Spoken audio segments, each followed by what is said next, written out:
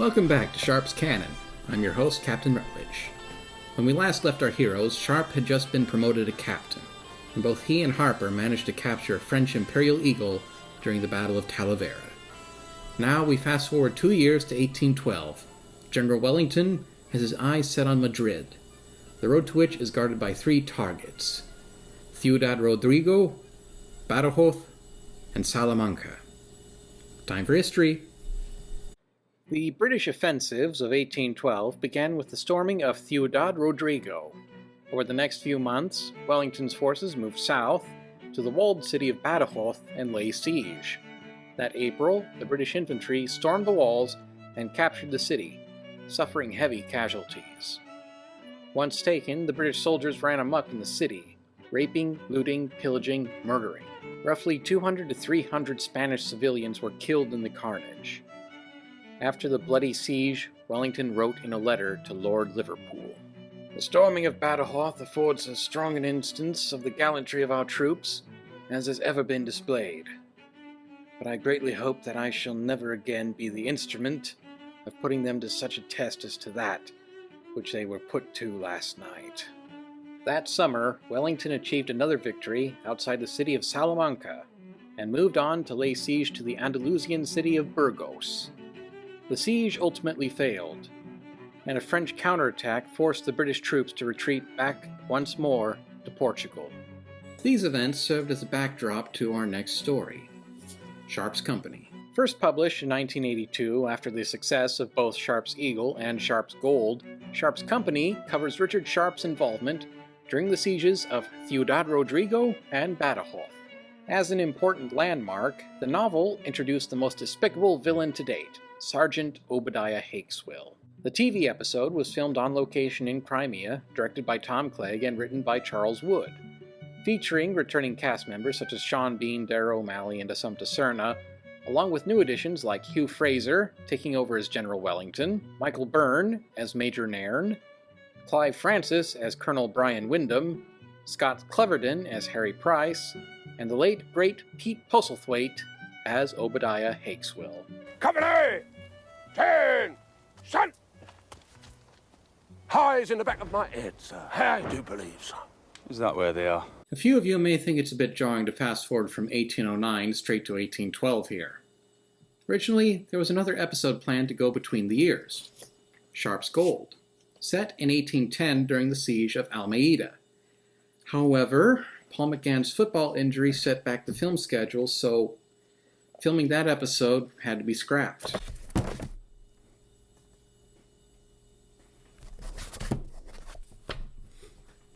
I know what you're thinking.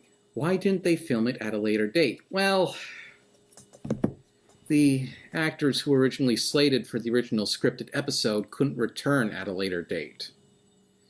Then, legal language in the original contracts prevented those roles from being recast without paying the original slated actors. In other words, just cheaper to come back to it at a later date. And believe me, we will. Bernard Cornwell would pen later stories to fill in the gaps between 1809 and 1812. Sharpe's Escape, published in 2004, had Sharpe trying to return to the British lines after rough business in Coimbra and fighting in the Battle of Busaco. Sharpe's Fury, published in 2007, had Sharpe engaged in espionage in Cadiz and fighting in the Battle of Barossa. Then, Sharpe's Battle, published in 1995, had Sharpe facing off against a personal vendetta during the Battle of Fuentes de Oñoro. Like with Sharpe's Gold, we will be returning to Sharpe's Battle later on. Now, on to the adaptation comparison. How close did the TV episode get to the original novel? To be honest, the TV episode sticks extremely close to the original novel. Only the smallest details are left out, or a few small moments are retooled. The storyline begins with the storming of Ciudad Rodrigo. Colonel Lawford, Sharpe's old friend from India, is wounded during the storming and loses his arm, getting sent home. New recruits to the South Essex fill vacancies left during the storming, including a new officer, Captain Reimer, replacing Sharpe as captain of the light company, with Sharpe demoted back to first lieutenant. To make matters worse, Sharpe's old enemy, Obadiah Hakeswill, is among the new South Essex recruits. You lay a finger on any of my men, Sergeant, and I'll bloody kill you. Hakeswill, one of those characters you just love to hate. A bully, a rapist, a kiss-ass, always getting off scot-free. His backstory is touched on briefly during the episode. Oh, but he can't die. See his neck? They tried to hang him once and it didn't kill him. Obadiah and a blackguardly officer called Morris once beat near to death a native Indian for sport, till I stopped him. They blamed me for it, and I was flogged. He preys on the men, them wives. He beats men till the wives come to him, which I call rape. In the novels, Hakeswill was caught attempting to rape a parson's daughter. To save the girl's reputation, he was hanged for sheep rustling, but managed to escape the noose with help from his mother and uncle, giving him a Freudian level of reverence for his mother, and scars the noose around his neck. He then joined the army as a drummer boy, beating and belittling his way up to sergeant. He recruited a young Richard Sharpe into the 33rd, then victimized him as well. In India, Hakeswill provoked Sharpe into striking him, then stood by as Sharpe was sentenced to 2,000 lashes. Though the young private received 200 before being pardoned. Since then, Sharpe has had a vendetta against Hakeswill. Upon arrival, Hakeswill attempted to molest Teresa, but failed due to Harper's intervention. Is Teresa Mom?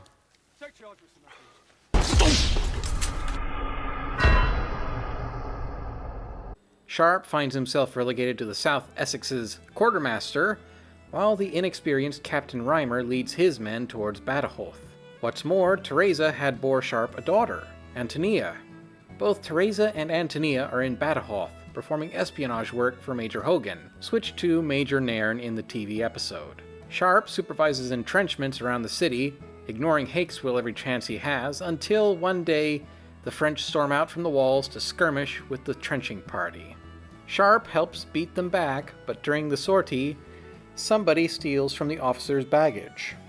The items stolen are fairly trivial, say a pair of pearl earrings or a snuff box, mere trinkets. But Colonel Wyndham loses a portrait of his wife, and Sharpe loses his prized telescope. It's not mentioned before in the series, but the telescope was a gift given by General Wellington to Sharpe out of gratitude for saving his life. It was originally gifted in India, but with the TV series timeline, it's assumed to be gifted during the Talavera campaign. On searching the men's baggage, the loot is found in Harper's knapsack, as a smug Hakeswill looks on. Harper is stripped of rank and sentenced to 100 lashes, not to mention being deprived of his 7-barrel volley gun. Mr. Knock of London. Dead against regulations, sir. Shouldn't have it, sir. Officer's weapon, sir. Given to me by Mr. Sharpe, sir. Give it me, Private Harper. Meanwhile, Hakeswill keeps the picture of Colonel Wyndham's wife to himself, talking to it as if it were his mother. Who said that? I heard that. Mad? Oh, no. I ain't mad. Not sirs, I don't know. During a night attack around the city walls, Hakeswill attempts to kill Sharpe with the volley gun, but misses and instead kills Ensign Matthews. Sometimes it seems like the ensigns in the Sharpe series are no more than red shirts being led to the slaughter. Anyhow, an extra plot point was added during the night raid scene. While the book had the raid being a cover for a dam explosion, the TV episode has Teresa sending a French prisoner out of the city with a message for Sharpe revealing her location in Badajoz. This element would prove pivotal later on when Hakeswill steals the message intent on doing unspeakable things to Teresa. Sharpe confronts Hakeswill the next day, letting him know about the attempt on his life. You're a dead man, Obadiah. Bang!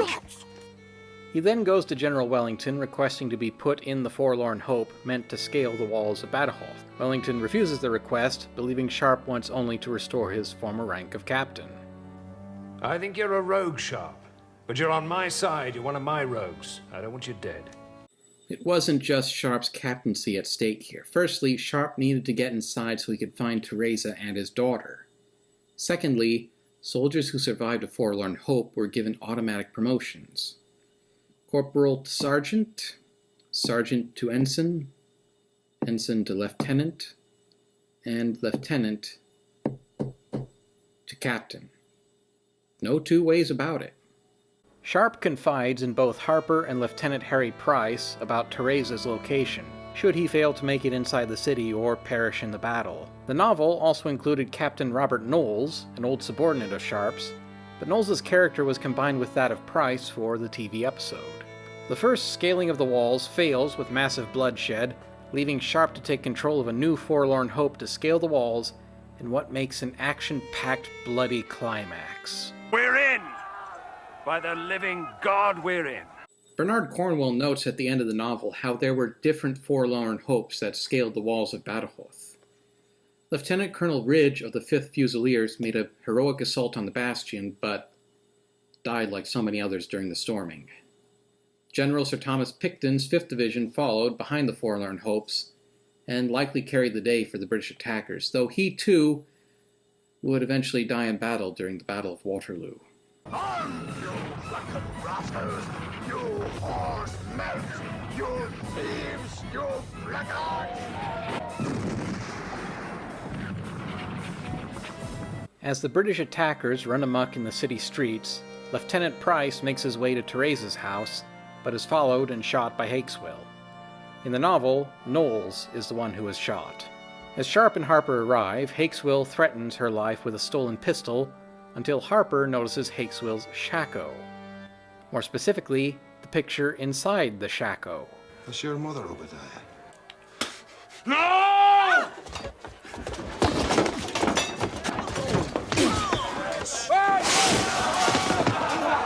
As everybody tries to kill Hakeswill, the slimy sergeant escapes, breaks his leg, and runs off, as Sharpe and Theresa comfort their young daughter. Naturally, Price survived his wounds and rejoined Sharpe during the Battle of Waterloo. Sharpe and Theresa were married the next morning in the novel, and Wyndham, upon learning the truth of Hakeswill's thievery, restored Harper to sergeant, as well as returning Sharpe to command of the light company after Captain Reimer's death in the siege on Badajoz. We last see Hakeswill deserting one last time, going Lord knows where. A strange thing, though. We learn in the TV episode that both Private Clayton and his wife were both killed. Mrs. Clayton, likely after being raped by Hakeswill. Both of them survive in the novels, and like Harry Price, they meet up with Sharpe again at Waterloo.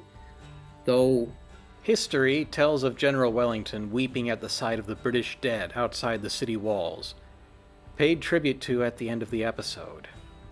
Clayton. Still warm.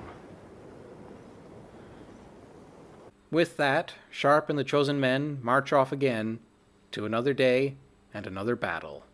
And wow, quite a novel, quite an episode. Charles Wood kept his screenplay very close to the original novel, save for a few characters here and there and a few scenes better suited for location and budget. Pete Postlethwaite was spot on as Hakeswill, and special kudos to Clive Francis's role as Colonel Wyndham, again very close to the books. He don't hunt, Jack. Don't suppose he does, up from rank and file, how would he? How does she kill friends, Sharpe? She's called La Juja. She slits throats. Good God. Good God. Rain, Jack. Go and get someone to get the blankets in. Good God. Jack Collett dead. I loved him. I have to wonder again, though, the way the Colonel refers to Major Collett, are these two, do they... Oh, gosh, I'd hate to think how I'd react if somebody stole Major Collett's picture. Both versions of the story have their own merits, though the novel is better at putting forward character motives and backgrounds, and the TV episode's budget does little to emphasize the scale of the assault during the siege. I'd say read the novel to get the general idea of the historical events, then watch the TV episode to see the characters come to life by such amazing actors. Stand the men at their ease, Sergeant. Come on, turn! Eight! That will do it for now. Join me again as we move to Christmas of 1812, meeting old friends and old foes. Sharpe and Harper will march again. Good day.